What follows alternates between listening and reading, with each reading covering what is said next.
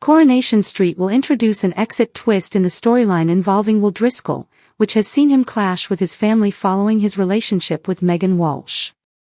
With tensions rising, he's offered a way out of Weatherfield. Over the past few months on the ITV soap, Will was groomed by his athletics coach Megan, though he didn't see himself as a victim. After his family found out, they have ordered him to stay away from his abuser, but he's disobeyed their orders. Following the various revelations, Will's mother, Melanie, arrived in Weatherfield last week, and is unhappy with how Will ended up in the situation with Megan. To aid his recovery, she wants him to live with her instead of Ben and Eva. In scenes set to air from 5 to 8 May, Melanie will call Ben and state her intention for Will to move to Scotland with her. The Rover's landlord isn't having any of it, but Melanie still blames her ex-husband for the situation. Seeing that Ben won't budge, Melanie tries a different tactic and attempts to plant ideas in Will's head, suggesting that he come up north with her. Feeling pressured, Will storms out without making a decision. Melanie keeps her foot down, and again asks Will if he would consider moving to Scotland.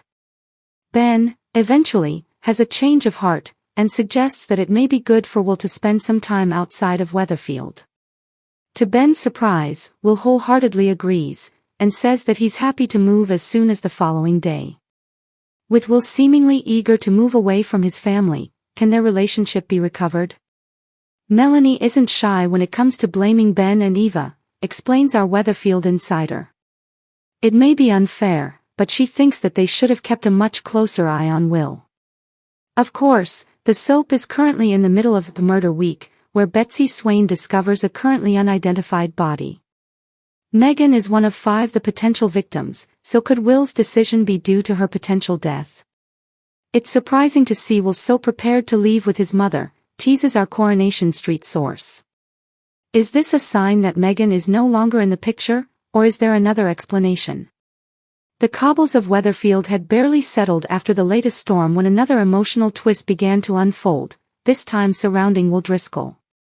For weeks, Will had been trying to rebuild his life. After a string of bad decisions, broken trust, and one too many confrontations that left him standing alone in the middle of Coronation Street, he had convinced himself that staying was the only way to prove he could change. But sometimes, the people who love you most are the ones who can see when it's time to let go. And for Will, that moment had finally arrived. It all started quietly. At number 7, Will sat at the kitchen table, staring blankly into a mug of tea that had long gone cold. Outside, the familiar sounds of the street echoed, car doors slamming, children laughing, someone shouting across the road. Weatherfield carried on as if nothing had changed, but for Will, everything felt uncertain. His mother, Denise, stood by the sink, watching him carefully. "You can't keep doing this to yourself," she said softly. Will didn't look up. "Doing what?" "Pretending this place still wants you." That hit harder than he expected. Denise wasn't cruel, far from it. She had defended him when nobody else would, stood by him when even he knew he didn't deserve it. But now, her voice carried something different. Not anger. Not disappointment. Worry. Will sighed. "Mom, I'm fine."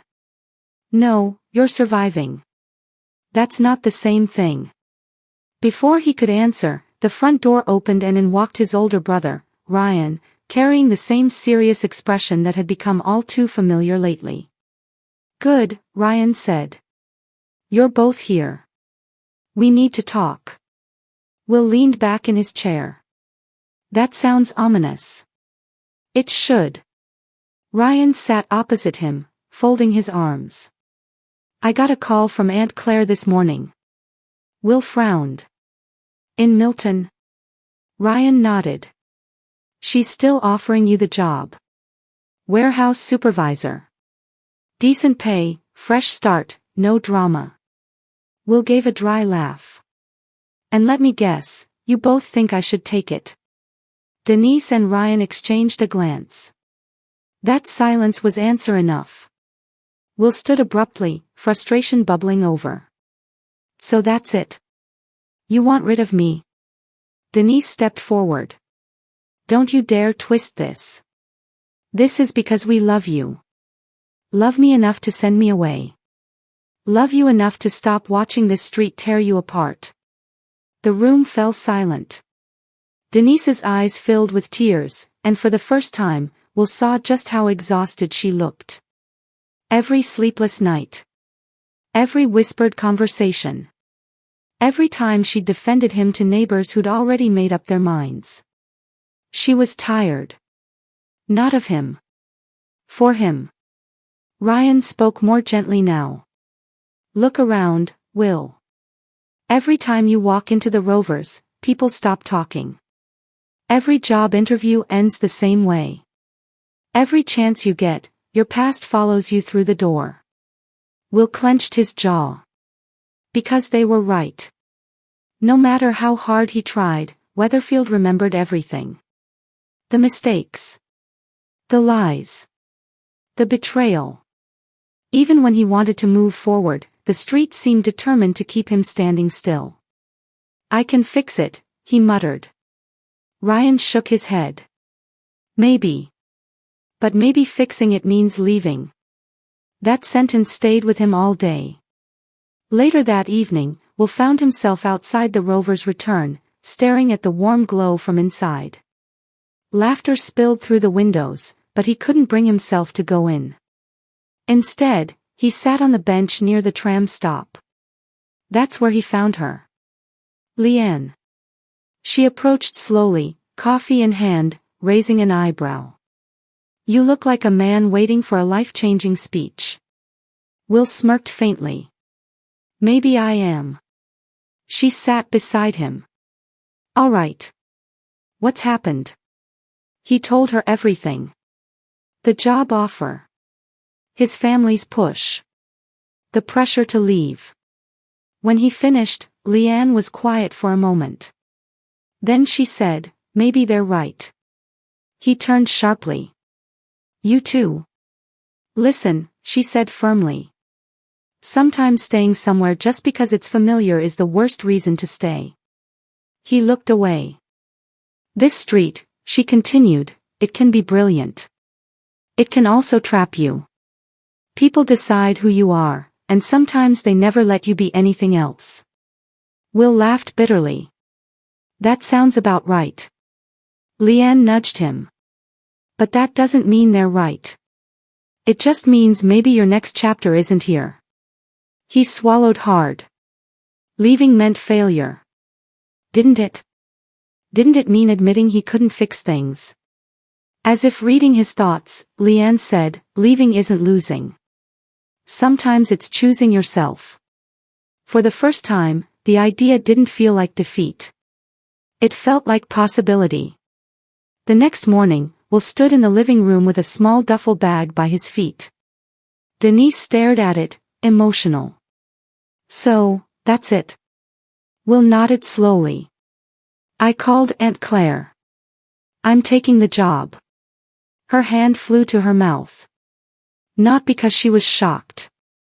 Because she was relieved. Ryan walked in from the hallway and smiled. About time. Will rolled his eyes. Don't make this weird. Too late. They laughed, but the sadness lingered underneath. Because even when leaving is the right thing, it still hurts. Denise pulled him into a tight hug. I'm proud of you, she whispered. For leaving. For choosing a better life. His throat tightened. For so long, he had felt like the family disappointment. The one everyone worried about. The problem to solve. Hearing those words meant everything. As news spread around Coronation Street, reactions were mixed. Some were surprised. Some quietly thought it was for the best. A few barely reacted at all. And maybe that hurt most. Because if you can leave a place and it barely notices, were you ever really part of it? But then came the unexpected moment. As Will loaded his bag into Ryan's car, several familiar faces appeared. Leanne. Steve. Mary. Even Carla stood at the factory gates, giving him a small nod. No grand speeches. No dramatic music. Just quiet acknowledgement. Proof that maybe he had mattered after all. Leanne stepped forward first. Don't mess this one up. Will smiled. I'll try. Steve added, and if Milton's boring, don't come back expecting your old bar stool. Mary, naturally, handed him a tiny, good luck charm she claimed had once belonged to an Italian prince. Nobody questioned it. Even Carla offered a rare softness. Fresh starts are rare. Don't waste it. Will nodded. I won't. Finally, he turned to look at the street one last time. The cobbles. The corner shop. The rovers. The place that had broken him and built him in equal measure. For years, he thought leaving would mean giving up. Now he understood. Sometimes walking away is the bravest thing you can do. He climbed into the passenger seat. Ryan started the engine.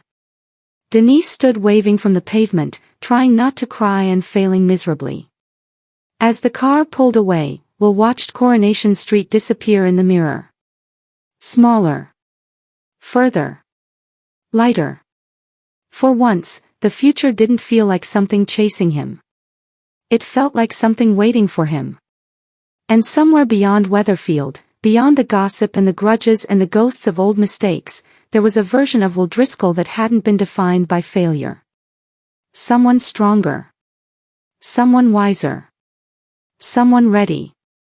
As the car turned the corner and the street vanished from sight, Will took a deep breath and allowed himself one small, dangerous thing. Hope. Because maybe this wasn't the end of his story. Maybe it was finally the beginning. Thanks for watching.